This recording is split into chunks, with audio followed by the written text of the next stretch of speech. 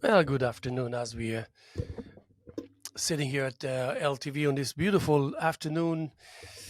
What is it? February 15th, year 2024, here with the Hello Hello Show. And my name is Haim Mizrahi, continuing with the tradition of public access and the tradition of the Hello Hello Show that's been on the air since 1980. Of course, not to fail to mention the contribution by Fraser Dougherty and, of course, the likes of you out there to make it your business to enhance and fortify the concept of public access. I just we're just starting a show here with my friend. You know what, Doug? I'm blanking. I don't. Greg Sullivan. You know, huh? Greg Sullivan. Yes, one percent. For Sounds still Greg 50 Sullivan. for 50 for 50 minutes conversing with Greg Sullivan, that has is a part of the heritage of LTV here at Public Access East Hampton. Wainscott, New York, at the east end of Long Island, and it was just another proof that we can flex our muscles and find ourselves stronger than we think. Really, in the sense of performing, in the sense of externalizing our thoughts and reservations. And so I want first to thank you and welcome you to the show, and then tell you that I enjoyed this encounter a great deal. Yeah, me too. Yeah, and that was like a pleasant surprise where we can. And so now you're making me feel for a second like I'm aware of myself more than I should. My little story about stiffening up when I saw myself on the monitor. Yes. Yeah. So, why don't you kind of introduce yourself to my audience out there? Just a summary of who Greg is. Well, Greg Sullivan. If you looked up my first name, Greg, with two G's. I use my middle initial P. Not to be pretentious, but there are a couple of Greg Sullivans on the internet. So if you looked up Greg with two G's and P Sullivan, Sullivan. If you Googled Greg P Sullivan, you're going to see pages of work that I've done in film and television, CBS News for 10 years, 60 Minutes. Worked out in Hollywood. Ran film studios where you know all the movies that I worked on. Hoffa with Jack Nicholson, Line of Fire, Clint Eastwood, Fear and Loathing, Las Vegas with Johnny Depp. One of the first movies I worked with is Paramount's Michael Tadros, who ran Paramount, was Ghost with Patrick Swayze and Demi Moore. So I've had a good run in the film industry, and came back to New York and take care of my mom before she passed away. And but I've always loved Hamptons and had a house over in North Sea, and right on North Sea. And over the years, I kept watching the water getting rising and rising, and I kept telling my neighbors, I said, the global warming, we're losing our beach. It's getting higher up. They had weed grass, I had sand, so I could see it. And they're like, Greg, no, not in our lifetime. And then when Sandy came and it surrounded my house in water, I'm up on this bulkhead. Water came up right to my deck. Didn't go in, Haim. Didn't go in, but all of a sudden surrounded my house. I had to climb out a back window to get off the property. I was like, okay, I know when to sell. So I sold it, and then I moved out to Montauk. So I'm still here in East Hampton, but on the farther end of it. I love living in Montauk, but the East End is my home. I love it out here, and I've loved coming to LTV. I mean, it really was. You had been here for a while, but I think when I first came to LTV, 97, 98, I was still working out in LA and coming back and forth. And then when I kind of moved back full time, someplace 2005, someplace I that's when I was volunteering here all the time. But I just loved it when VVH was still here, and Greg Yes. Smeeze, the Oh, Smeezy brothers, and oh, yeah. Matt Hindra and everybody. Oh, yeah. So and that was so much fun going out doing remotes. Yes, So yes, absolutely. So, but now I became a little curious as far as your role is concerned, and the fact that you have a show here at LTV, and it's almost like you're uh, full of passion without any passion. You know what I mean? It's like really a very interesting way that I sense. I'd like to become a little more familiar with what is it that you think your role is, and in relationship to this, what is the wishful message? How is it that you're communicating to in such a level that you're actually finding it worthwhile? I narrowed it down to great question. I narrowed it down to one sentence, one thought. I think the greatest role we play in life is helping others see who and what they are. We provide a reference point.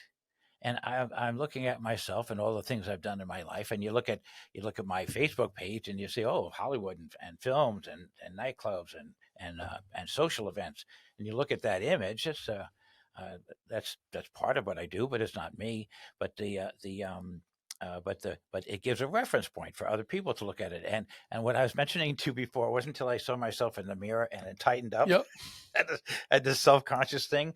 I it wasn't until I actually, after a period of years and posting stuff, going to the Bridgehampton Classic and the things I would do out here, posting that year after year, that I started looking and realizing, oh, look who I am. Look at who this guy is. A reference point. I was my own reference point to see where other people aren't posting a lifestyle like like I got, and then feeling, well, look at who you are. So I learned another way of seeing myself through the presentation of myself that others might see.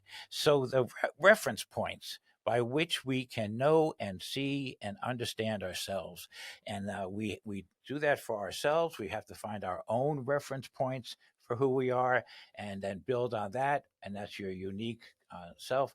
But then also to recognize that we play a role. As I said, the most important role I think that we might play on this earth and in this life is to allow others to see and know who and what they are by the reference point that we show them. They can That, either look at themselves, I'm much better than that guy, or that not, that's a great point, and Yeah. because I just want to kind of elaborate on this, so I can get a little kind of taking it one notch up by saying, maintenance. We discussed a little bit just about half an hour ago in your show that maintenance is essential, but it's just we cannot afford having anybody else do the maintenance because Yeah. probably there are a lot that are willing to do it, but then of course you got to be a hands-on. You got to be aware of even if they're going to be surprises. You have to be aware to a certain extent of their existence in nature, Yeah. so you can prevent something. At least you're going to get hit, but doesn't mean that you have to be kind of knocked out. Yeah. So tell me a little bit about kind of if you realize when you get to a point where actually you realize the system, philosophical, spiritual, social, religious, whatever, needs maintenance. How does it come about the surface? How does it look like to maintain uh, uh, that journey of engagement? Well, that it's at some point, your experience, you hopefully you profit from experience, and you start looking at things, and hopefully you've done as well as I have at making all the mistakes possible in your life. That every choice you made might have been the worst possible choice of your actions, decisions, and outcomes. But at the same time, what you learned, what you gathered, and then what you get to bring forward with you, and you start to build and say, well, look, I kind of understand this now, and then I understand that now. And after a while, life isn't that mysterious anymore. It's not that hard. And you mentioned in the other room about cliches. It's like, in fact, like, is everything a cliche? Does everyone have to fit into some kind of a mold, and some kind of a an existing pre-bias that says, oh, well, this is that kind of person, or that's that kind of person. And we're in a world now that is changing so dramatically, where we have, the Chinese have a one-word oxymoron, and it means danger and opportunity at the same time. We live in very dangerous times. You look at the hostilities, you look at the violence going on everywhere, mass shootings and anger. But then at the same time, this is an incredible opportunity to really evolve ourselves. But the only way you're going to do that is really looking at ourselves. I loved what you were saying inside about the way you look at your own art and you just keep creating it. You don't go back to it until you kind of have to. But that self-reflection. I think our whole society is in a state of needing self-reflection. That we went through, Haim, we went through the after millions of years of our development, and then becoming the nomadic or the hunter gatherers, and the way we evolved, and Homo erectus and Homo sapien, and then you look at where we are now. The evolutionary process. We went through the industrial revolution, and it changed our bodies. Suddenly, we were manufacturing things of size that you would never before imagine, and harnessing power. When we woke up to the ability to harness power and create things in size, and then shortly after that, we went through the computer evolution, where it was our minds. We could now enhance our minds with the accumulation of data that would give us better results, and we could think better with computers. So in that triumphant that we all are as beings, or the body, mind, and spirit. I think right now we're going through a massive spiritual change. It's going to be the final crowning of a new evolutionary change in our species, where we will rename our species like Homo sapiens sapien, because we're thinking about what we're thinking about. We never did that before. The scientific process was, let's think about this and figure out what it was.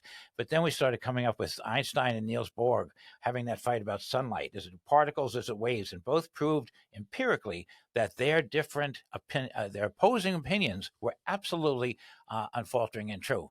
And so the scientific process had to say, wait a second, depending on how we choose to look at something, he chose to look at it this way. He could prove that that sunlight is waves. He chose to look at it that way. He could prove that it's particles.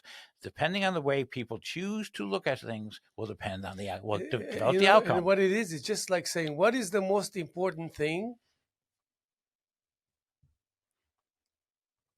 What is the most important thing? Is that that everything is important. Oh, because you cannot because I take what you just said now. Yeah. He said that I can come and say something completely stupid, but it will be an opinion. Yeah. It will be maybe a very empty, shallow opinion. Yeah. But still, nevertheless, it will be opinion. It's almost like saying, if you think of, agree or disagree with me, do you think I can travel faster than the speed of light? Yes. Okay. Do you think I can travel faster than the ability of God to reverse it? I'm talking about something like that. You know what? Well, but what I think is that the answer to all the questions I can ask you now is yes. And I'll tell you why. Because the imagination, we were given a choice. We were giving the power of imagination, and we were giving the ability and the choice to be able to use it. So I can easily imagine that I travel to eternity I travel to eternity in a speed that exceeds 1 trillion zeros. Okay? And then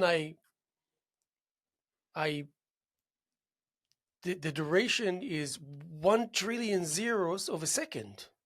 So then inevitably I will find myself on top of on the head of God, literally resting on the hand of God, and then weighing my options, and then I slide through his shoulder and arm into his pocket, and then I kind of sort through of what's in the pocket of God, and still being amazed that I'm actually capable of doing it.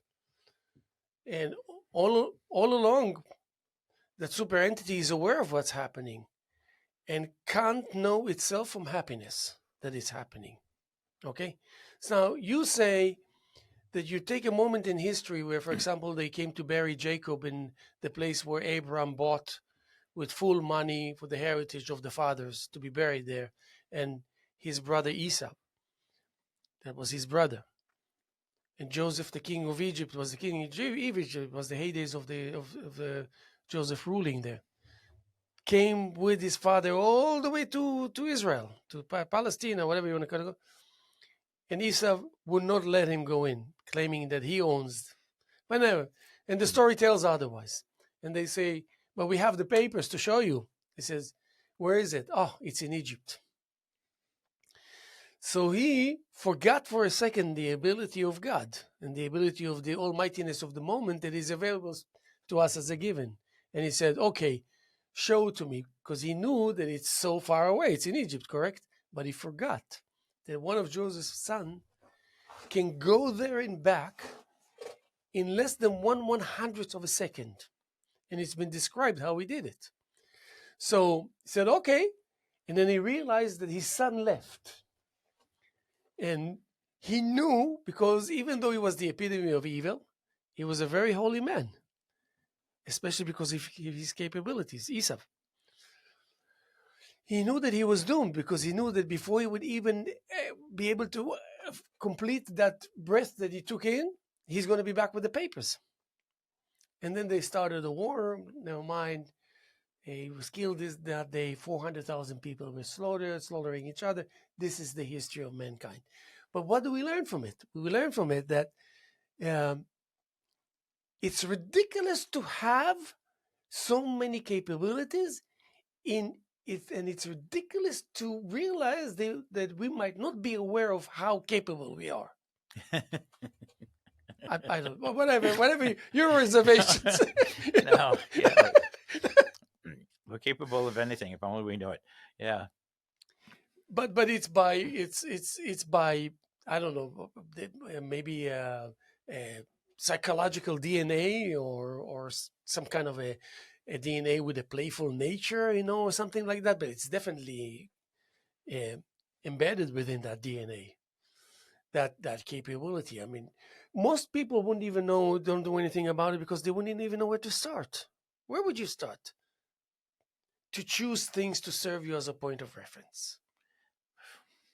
Well, by looking around at others, we live in the relative world, so I can judge myself by looking at this person and that person and see where I'm different than them. But through people, but then the best time is when I'm competing with myself and seeing who I was yesterday. But there's fundamentals. You talked about going back to basics. There's my body, so I work out in the gym. So I have my reference point for my body in my gym. I have my reference point for my mind with how I wordsmith things and the kind of legal contracts that I can navigate through. The uh,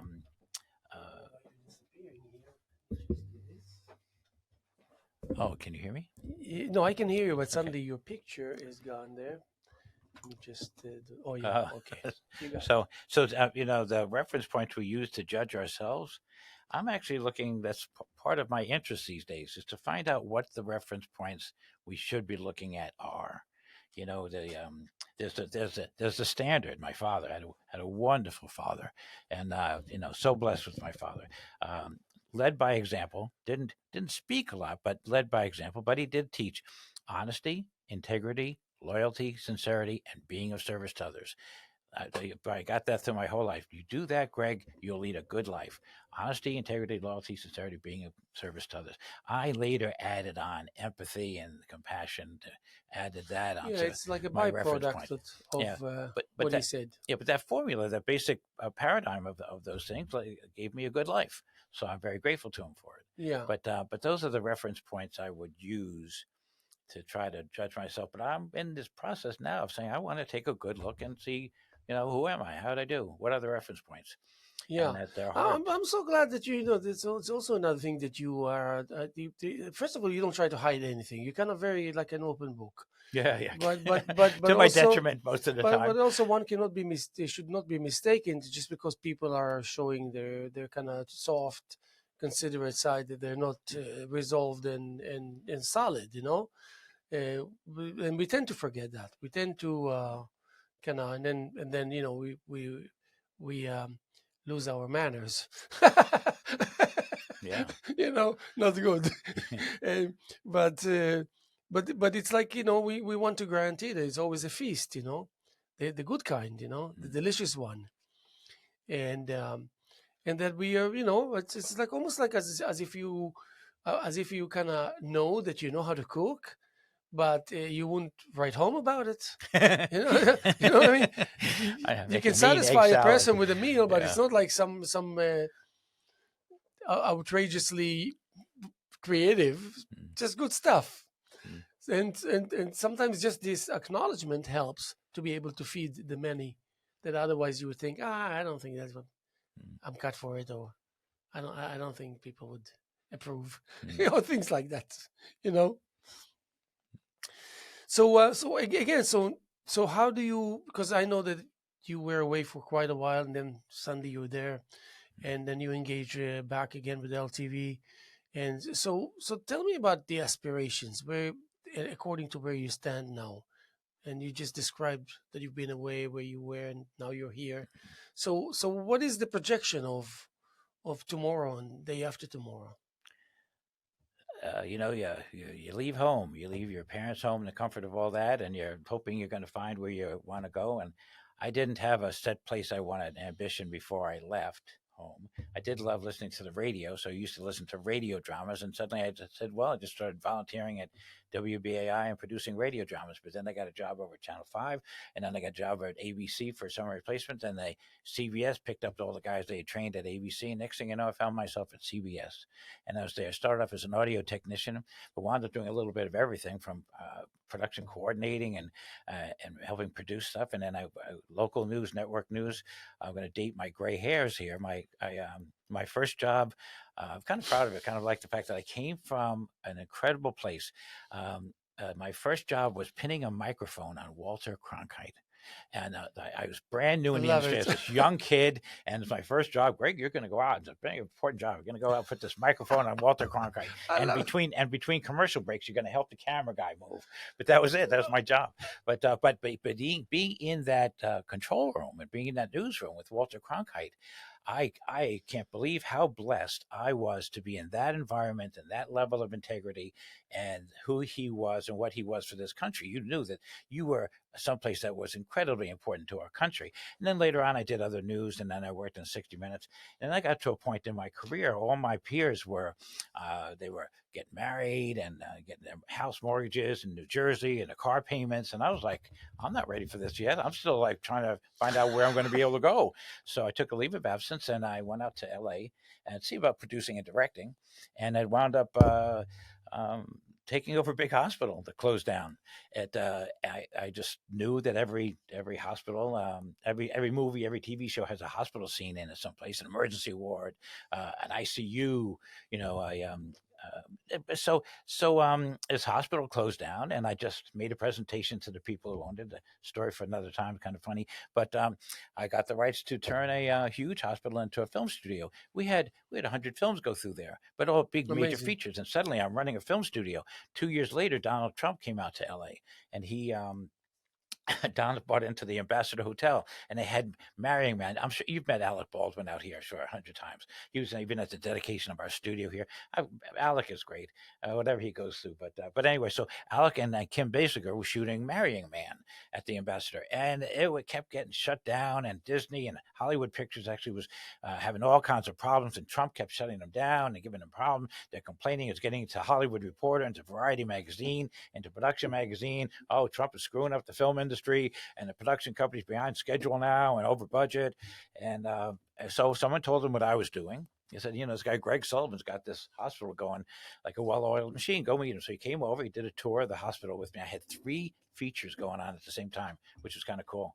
Usually I have 1, maybe 2, but I had 3. So I walked Donald through it, and I started talking to him, and he liked me because I was from New York, and he had a little bit of a New York accent, and he was exactly the Donald that we know now. Now this was 1991, 1992, and 3, where Donald was still the golden boy of, everybody loved Donald. He was a great American businessman when other people were doing things that were corrupt. Donald was a good, straight, honest businessman. So he was like our prince of business. So anyway, so we walked through it, and he was exactly like he is now. He said, "Hey, listen, I like you. I like you. You're from New York. You got that attitude. So what's with these people from LA? They fucking lie. They do this, they do that. You can't trust them." It's exactly the way we see Trump today. So anyway, I contracted with him, and I turned the Ambassador Hotel into a film studio for him. And I worked on a number of films. A guy I love, Michael Tadros Sr. We did Forrest Gump. Michael ran Paramount.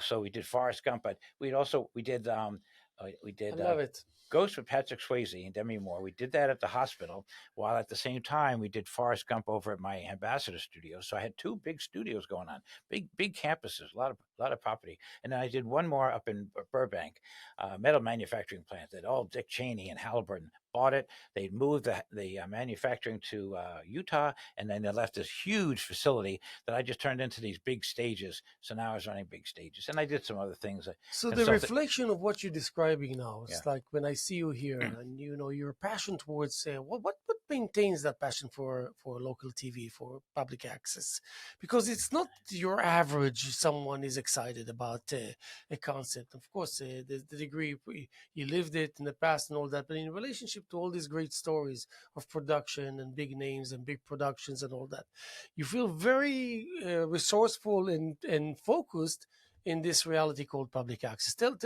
to me about it a little bit. It's I could actually, Barry Diller might have said it better. but I'll go with him first. When Barry Diller, and he's running Viacom and Paramount, but he's one of the biggest guys in media, and he said there's such a disconnect between our electronic media, our television now, and the actual people. The actual people we're supposed to be uh, presenting these things to. The industry has just separated us, so people are either watching, but everyone's so separated. He said we need something that brings us all closer together. Some media that actually talks more to the local people. So that was Barry Diller, and they started New York One because of that. So in New York, at New York One, at first it was only the boroughs, but now it grew, and now it's in New Jersey and Connecticut. It's starting to do what Barry Diller was trying to get it not to do. But you take a look at the local media, and that's what I found when I was here the first time, and that was late 1990s. But this is uh, local access always had a kind of bad stigma to it, mainly because of the quality of the pictures, and that's something else. That's another issue is why the quality of the pictures on local access always had to be so bad. It's almost made you couldn't watch it. But bad lighting, but everything's gotten better, thank God. But the having local people. And the government knew what it was doing, saying if you're a cable network and you want to provide a service to this community, you have to let the community use that too. That's the way it's supposed to be. Yes. So LTV is Do that again. yes. LTV is giving that to this community and a little bit differently. It's not the usual kind of public access, and it was funded a little differently and had a little bit more freedoms. But but but public access is us. It's you, it's me. We're talking to each other. We're meeting each other on the street. We're having something to say. It suddenly brings media back down home, and I'm when I'm at home, I have LTV on in the background. I always have a TV going on, but I'll have LTV going on in the background. I'll see, oh, there's Jean Shafarov and what she's doing with you know. Successful philanthropy, but I'll see the other people with their shows. See Josh. Josh is doing great stuff all the time. I love this guy. He's like the production king around here. Oh But yeah. you start looking at local people and the stories they're telling, and I find a value in that. And you know something, Haim, I'm gonna use your words. Talking to you is great because you broaden the horizon of our understanding and our ability to communicate. You said it so well. Back to basics. With all the TV, I've worked on 300 major feature films and music videos, films that are $100 million production. I worked on television and major network television and every different kind of shows, from space shuttle launches to football games to news shows to soap operas, and you look at all of that, but then you want to get back to basic. I like Haim. I love that you said that. It's you're so that's it. That's it. You got to go back to your basics, and the strength keeps building from there. So coming back to LTV, first time I was here, I was like, oh, local people doing local TV. I loved it, and then coming back again years later, now as a successful producer and director and executive producer running studios, I come back to LTV and I was like, oh, thank goodness. It's like I'm home. You feel this kind of sense You of can say I'm that home. again. Thank goodness. I love Home, you that. relax and you're back home and but you're talking to local people about local things. And that's back to basics. So coming back to LTV and doing something out of here, I feel part of the community again that I kind of lost for my years when I was out in LA. I feel part of the kismet of what is something. I think that word fits well here. The kismet of our existence. How in tune are we with what's happening in our culture, in our lives? You come back to LTV and working through here, and you're watching the program from here. There's a kismet about it. There's a thing that you start to understand and go, oh no, look, these are some fundamentals that you can build off of, and these are some of the consistencies through our whole society, and through all the demographics, young, old. So that kind of kismet thing happens here, where you're feeling like, oh, what's the vibe of the society and of the local people now? Yeah, so with LTV, I've really loved coming back here. Like I said, it Yeah. feels like home. Yeah. It feels like I'm back and relaxed in a place where people are talking to each other. And also, speaking of taking it as a given, the Constitution is unique, if only by the fact that it's not a passive Constitution. It's a suggestion, and it's also a point of reference. It's also the law. It's the law of the land, and also that there are just kind of hidden aspects that serve as a incentive factors. You know, they want to remind you because they know that it's so easy to be taken for granted. So they want to remind you of what is really at your disposal, Mm. and they want to, they want you to indulge, they want you to produce, they want you to take advantage, they want you to adapt it, they want you to widen it, they want you to improve it, they want you to just kind of point out that this is responsible for quality of life, for decency, for the demeanor of the individual, for the camaraderie of a community, you know, so much more. Because again, you can just say love, love, love. That will include everything, but it's essential to be more specific every time, and it's never enough to go that deep or that high. You know, it's never enough. Mm. It's not like something you can measure and say, okay, I think we had enough. Let's search another avenue. Mm. Because we you keep on going out on the same channel, you capture all avenues. You don't have to you don't. That's why I like to, you know, when I drive my kids to school and all this, I hardly ever venture. I'm gonna stay on the highway unless there's a Boeing 747 landing on 27 Yeah. disrupting traffic. I'm going mainstream Yeah. because it's a no-brainer. If you drive 2 million miles or you know, like I did already, you know better more to what to do than what not to do, Mm. if you know what I mean. So so but with the kind with the likes of you, you get something that's a little more kind of organic, more natural, I think. And and then again, you know, time goes by, but with people like us, as time goes by, the addition to the collection of creations thickens. You know, it's just the nature The of the addition to the thickness of of that creation. kind of, yeah, it thickens. You know, and that's what I remember. For example, with one of the shows in Jerusalem, I took all of my work from here to Jerusalem. They treat me really well there, huge space and all this, and then I decided to invite this critic, a very well known, rough, mean critic. I said, "What the heck? I want him here to see, to tell me that I suck, something, whatever." They advised me not to do it. So I called him, and he came, and I remember that my strategy worked. That's what I pointed out to you earlier. I First of all, you come in, it's a production. Yeah. So you're taken by the production. I was hoping that you will be taken by the production to such an extent that when the event is over, you will realize that you didn't even pay attention to one painting. That will be my. Do you Yeah. follow what I'm saying? Yeah. So, how did I know that I prevailed? And indeed, that's what happened. I saw that critic came in. I never met him. It was the first time, but I think I gathered because I saw a picture of his and I said, okay.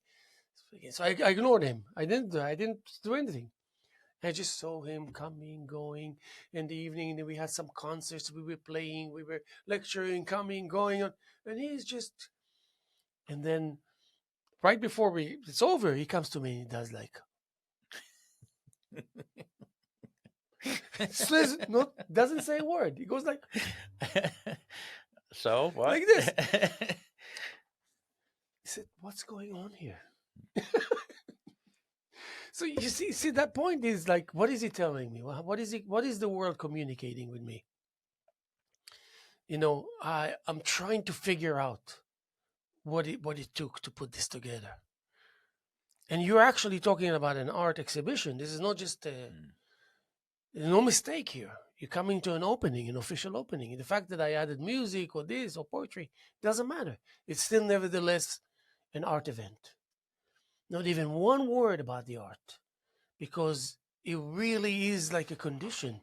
You create a reality where there's a condition. If you're not going to go through A to B, you will never be able to get to C or D or wherever. You have to do it manually from A to B. And then you can whatever. So you realize that you have to ask the questions. I don't really know how. How did you, and we are here, and this is here, and this is that, came about to be? So here, you're a master. Here, you're strong. With art, you're more fragile and exposed and vulnerable and whatnot. Mm. And you acknowledge both ends, your vulnerability and your strength. So now you're in the realm of strength because he's asking for help. A description, please tell me something. So I left him with no time to critique my work. And when he wrote Good strategy. the following week, when he wrote Good about the social show, it practice. was all about him wondering what's going on. Yeah. And he was talking about my heritage in Jerusalem. They used to run the jam sessions before I left to America and whatnot, a million things. So more like a source of the neighborhood. He's undoubtedly creative and this and that. So it was great. And then 5 years later, I made another mistake to call him again. Now he paid attention to the art, and I was doomed. He crushed me. And you know why he crushed me? Because he was angry with me. Angry with you. Yes. Because I left him dumbfounded. A lot of people get. He found himself probably first time in his life has nothing to say about the art. Yeah. And he was forced to talk about that which he felt. Otherwise, he couldn't write about the art. He didn't pay attention to the art. It was more like the production was happening in the neighborhood, the power. This guy Who was the people were born that here, showed 3 up, generations. what kind of food they had. Yeah, Norway. no. This guy 3 generations in Jerusalem. He's creative. He went to America, and then America is doing well. He came here. He's this. Look at this. What the heck? What the heck? So he's not. So now he says, okay, let's see you getting through this gate this time. So he was awful. He was awful. But So wait, I want some reciprocality here. I was happy to tell you that in my journey from going to CBS and going out to Hollywood and coming back to LTV, it is kind of coming home. It's coming back to my own, my relatives, my neighbors, and but then coming back to a chance where I get to be myself again, where I'm just like, okay, this is my real indigenous self. I'm not out there in the world doing, posing or doing something for anybody else. It's here. So I feel very natural, and something that I want to create in my art and my creativity that comes through writing. So here I'm flourishing. But I went away and then came back to find it again.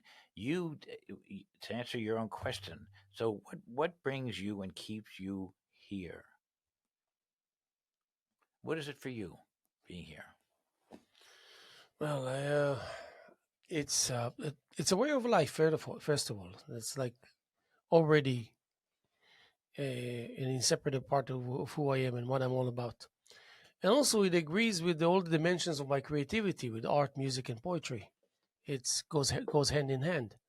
So this is like an indirect, purposeful stage that I'm finding out that is at my disposal, that I can actually, as a by the way thing, introduce my art. Even though I don't like show paintings, I never speak and show my paintings. Maybe there's one behind me now and then, but there's no active attempts to show and to use it as a stage for my art. Or there's just like you said, like gallery openings. Yeah, I do. Of course, I do. Yes, by all means. But I hardly ever talk about my gallery openings. You'll be amazed. But you said something. I remember the art show that you did. We did an interview with you out there. Yeah, this. So I'm doing. I curate the shows here with artists a monthly basis. We're actually having a women's show coming for the month of March. I'm looking forward to it. It's really great. They're taking down the work today, and we're gonna. But it's a way of life, And I looked. Don't forget, 1987. The first person I bumped into at the old facility in Springs Fireplace Road is Fraser Dougherty. And he had this big smile, welcome, and this. And it was like amazing. And I said this, and I looked at him and I said, he's genuine. He's not a plasticish individual that's smiling because he thinks it's the right thing to do.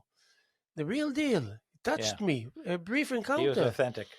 A few months later, I was like his son. I was like, what love, what? And he always told me, you're gonna something about you, and I love to hear that. I want to hear that. I want to hear that, especially from a person that I don't know, but I believe, I trust. I took it as a compliment, so I couldn't wait to be a part of it, and then doing my thing. But the thing is that when he came to me and said, "Take the show," I said, "Why me? Why do you want me to take the show?" He said, "Because I don't think anybody else can do it." I just don't think so. I know that I can go to many of them, but a month later I would have to look for a replacement.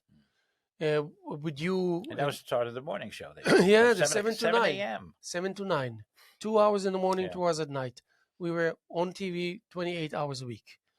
But You did both. It wasn't like a repeat later. You did. no, some repeat, and I came many times in midnight and did a show here. Yeah. But yeah, usually what I did live in the morning was repeated at night. But I mean, you look at him and you hate his guts because he wasn't so smooth and very rough individual, but thoughtful, intelligent. You could hate his guts, but as soon as he opens his mouth and all this, you know that he's the real deal. It is. I dare say, sacrificed his life for the concept, not devoted, Yeah. sacrificed. Yeah. And I can only imagine what Francis and his wife had to go through, even though she believed in public access also and was very helpful. Yeah. But I cannot imagine her being so happy that he will at the disposal of LTV no matter what, if anything happens. But we benefited from it. And I was hands-on, looked at him and observed him. And in the early years, I used to come here 5 hours a day. 5 hours a day, I used to edit and whatnot. But now it's more like I also improved my ability to externalize my thoughts, to to do something that I thought was important. Before I wouldn't dare, because I didn't have the capability to maintain a lack chain of thoughts. You know what I mean? Not a chain of thoughts, Yeah. the lack of it, and to be okay with it, and to fill a whole hour without feeling safe, and without having any preconditions, and to be okay with it at the end, and then you get, I get reactions all the time, but not reactions that are shallow or meaningless. Reactions really. But never any outline. You always just come in and kind of just roll it. Oh, bring never, it? never, never. No, of Yeah. course not. No. It doesn't exist.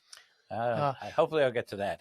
I don't feel like confident yet. But, But it takes confidence to know you are who you are. You've got what you got to say, yeah, and you're just going to take your time saying it. yeah. I'm not quite that confident yet. But you were convinced. You remember we discussed it already. It's amazing that only like an hour ago we were standing there and doing your show and all this, which I'm pleasantly surprised that we actually managed to kind of conquer almost an hour. Amazing, good for you. Fast. Good for It you. went fast. I was 20 impressed minutes. that you actually can engage with me without paying attention to the time, which was noted by me. And I know, yeah. So I paid attention to everything, Yeah. So, but in that sense, we want to be able to say, okay, I can live with that. I'm content. I'm just going to continue until I cannot do it anymore, or until the structure is crumbling. And we will have no roof above our heads, so we cannot do the show or something, kind of thing. That's it. It's just that simple. And then again, when you have kids, like I do, and you have the aspirations of what's the future, what's the definition of future, you have to be very realistic in managing to be completely unrealistic. So what does it mean on the surface is that you say, okay, you know what? How about 72 hours? This is my future.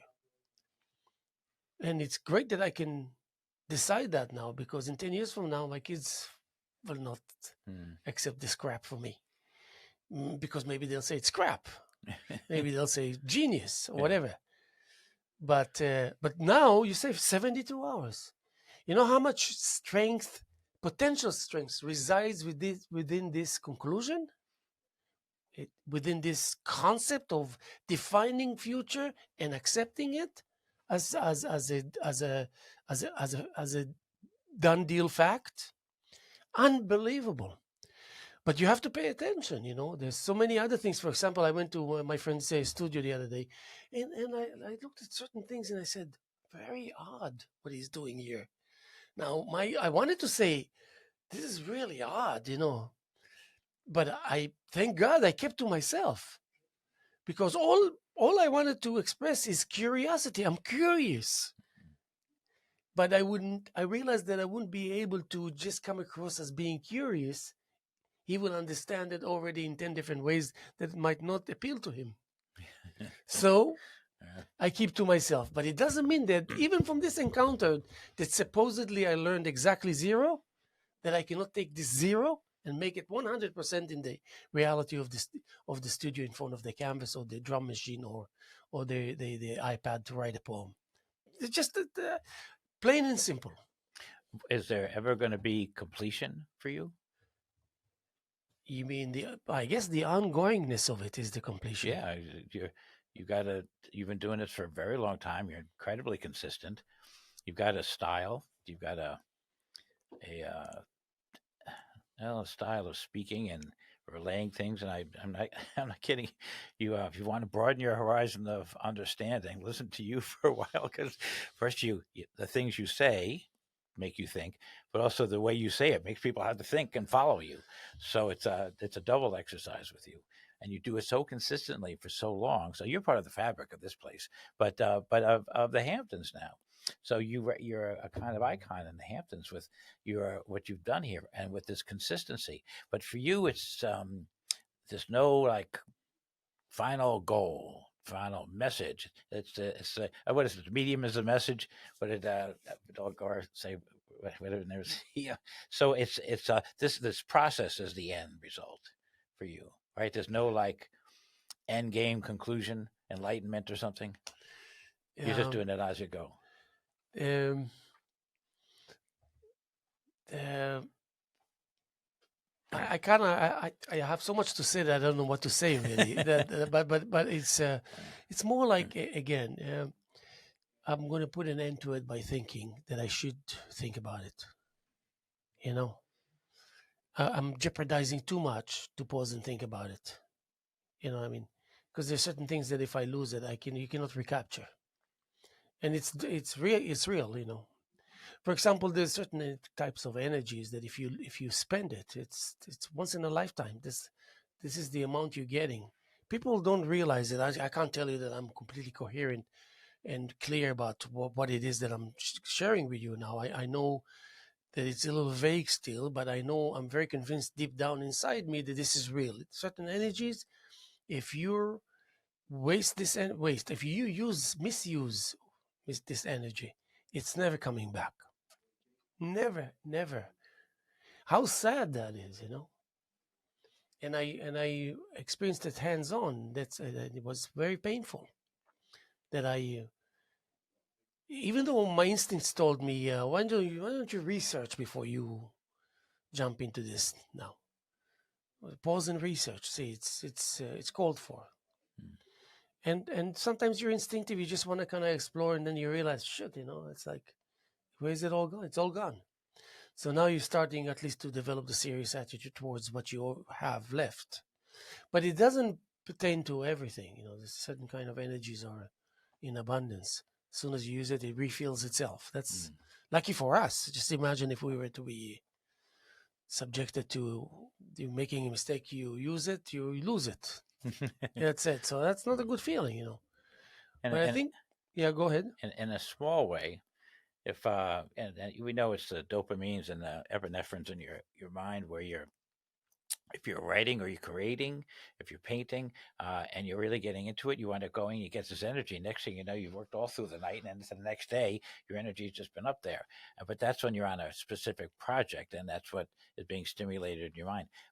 But overall, I think there's that same thing that we have this even this energy that we build when we're in a larger state of creation that maintains itself and kind of facilitates or fosters more energy when you're being creative. I just I'm trying to capture what it was that you had said. Just the knowing how much more empowered you get when you are really creating something that's coming from some other place inside of you, and you don't want to stop. It's like, oh my God, what? Look what's coming out of me. You don't want to But stop. you got to be careful not to rationalize it too much. I do that. No, no, not you, not Yeah, you in specific. I'm yeah. just saying in general. We tend to I mean, I was in that realm of rationalizing, trying to rationalize. I never thought it's not a bad idea to rationalize, Mm. but when you get to a higher levels of creativity, then everything is at stake. So suddenly this that was okay before, now you cannot afford to continue like this because it's too much at stake. Mm. And you want, at least if you want to stand to lose something so incredible, wait for the opportunity that will justify it. Mm. You can't just throw it on the way to grabbing your coffee from Starbucks or something. It's just too much to bear. And all this. But this ongoingness, it again, the trivial, the clichéic, can only be used as a jumping device, kind of something that kind of, when you need to expedite something and you know that you can do without certain stages, you use that to jump over, like a vessel, like a vehicle, and then it's you abandon it completely. There's no association to it, to the trivial. You use it as a jumping board. You know what I mean? So also it's good because people will realize that you're also a very down to earth individual, because here and there there's some trivial and cliche things floating around. You know what I mean? But with the average person, if they will try to do it, they will find themselves dwelling into this uncontrollably. You know what I mean? And there's no recovery from this, because not because of your capability or the disability to understand how you needed to prepare. You're a very strong swimmer, but you're going to drown nevertheless, because it's not the fact that you couldn't swim, it's that you couldn't outlast the long wait for help. At some point, this great swimmer got too tired, sank in, done. So this will happen, So metaphorically speaking, you can ask yourself, why would I want to exhaust myself with metaphors like this? I can do without, correct? Yeah. But in the same token, then if you say you can do without, you'll decide that many other things you can do without. Yeah. And you start making mistakes. Yeah. And then you realize, what was I thinking? Mm. I just threw away this thing that I thought it was garbage, and now I'm realizing it was treasure. Now, go figure. Go figure. It's like, and then these situations that it's really too late are actually more of a blessing than a curse. If you don't give up and realize, even if there was a trend of making mistakes constantly, still you grab the opportunity to do one thing because you have the mechanism is compatible with these things, that you say, oh, wait a second, I can actually recapture everything right now because I noticed this opportunity. You press that button, you're going back to square one. And guess what? In that square one, your sophisticated reality is waiting for you. So that means you're going to stage one, going back to basics, and you turn around and you realize here's your stage. And you just kind of jump into your stage, and you're already where you were when you were right there, when you started like crumbling. You get these second chances by way of putting on the line your willingness to use your most precious asset in order to bail yourself out from your own failures. So, and stuff like that. So, but then, like you say, it's all about the basic stuff. You come, you have a home, the mic, the this, the filming there. You're feeling comfortable. You're safe. Whether it's going to be good or not good, brilliant or not brilliant. You're in for the 1 hour, and it's just a wonderful reality. And you see the clock is going, and you made sense. You didn't make sense. It was good. It was lacking this. It was over the top. It was fantastic. It was perfect. It wasn't perfect. But then, time is up. Guess what? So if you want, you can always indulge and go check what you did. But guess what? At least you have something to go back to check. And that in itself is the essence of the achievement. When you're painting or writing poetry or even speaking, because I just think this is part of your art, is expressing yourself. Does it ever act like therapy for you, where it suddenly resettles you back into your strength, and where like the things that might be like an analogy, you might be out in the world and some crazy things, police stop you and you have to go to jail because you had a blinking light and something, and then you had to go to court, and all of a sudden the world gets all crazy and all over the place. It doesn't have anything to do with you. Do you come back here and to get back to yourself and find yourself again after the crazy world is out there? The answer is absolutely yes. Yeah. No philosophy, yes. But I can give you the long answer. I'll make it short. The other day I was there was I don't plan also when to come. I just come. I show up. Sometimes I call, but I show up, and then it's free, and then I sit in. And I said, so driving on the way here, I said, therapy for free, you know, because I saw a therapist for a while. It was many, many years ago. It was more like a head game between us. Yeah. Everything he said, I tried to trick him and show him that maybe he doesn't have what it takes. Whatever, stupid things like that. But it took place. And I said, oh, great, self-therapy for free. And I wonder if I'll prevail. So I arrived here and I sat here and I took a deep breath and I started in perfect order, laying out all the various departments of my emotions, of my experiences, recent experiences, spiritual and on so many levels, so many other things. And suddenly it just made sense to me. Also, all I had to do is really have the unwritten list evident in front of me, because I took 5 to 10 minutes to get it out to the surface, like ice cubes that you kind of break and then they jump out because of the pressure. And I was amazed that I could actually address it. It was like a piano, you know. Sometimes it's just harmony, and you can bail yourself out by harmony. Make a mistake, you tell harmony. Most people don't know if you were right or wrong, but it sounds great. So it was, and then the most important thing I said, focus, because later on you're going to listen to it. You're going to watch it later. That's the thing. It's not only the feeling of the moment of creation live, you know. It's like later on, oh, I can't wait, you know, kind of thing, all this. So that serves as a purpose. And then, but then I hate checking myself out, because then I say, oh my God, why am I making this gesture when I do this or that, or my forehead is too shiny. Oh my God, I lost all of my hair, you know, whatever, you know, things like that. And you can't help yourself. But the message is strong. You know what? It's nice that I can face myself and I say, you did a good job. It was really good. Like the other day, I think it was February 12th, I did a show. It was really good. Really, really, really. I'm watching them, but so on the 12th, what did you do? It was just really, I was so considerate without knowing. Yeah. I made it more kind of legible, clear. I was profound, and I was, you know, metaphors. I found metaphors and suggestions and relevance.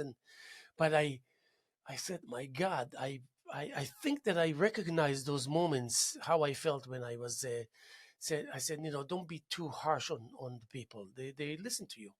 So I would and I succeeded.